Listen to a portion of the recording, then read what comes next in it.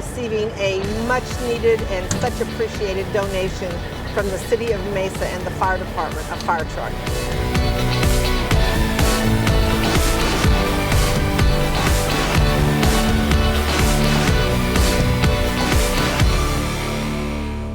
We're very proud to partner with you in terms of helping with training, curriculum, and donating vehicles such as you see here.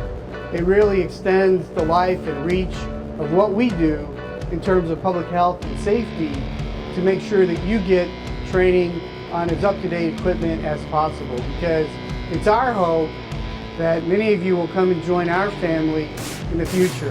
Vice Mayor Kavanaugh presenting the title to Dr. Downey. Mr. Kavanaugh, thank you so much for spearheading this. I promise you we'll put it to great use. Thank you so much for your support of our fire science program.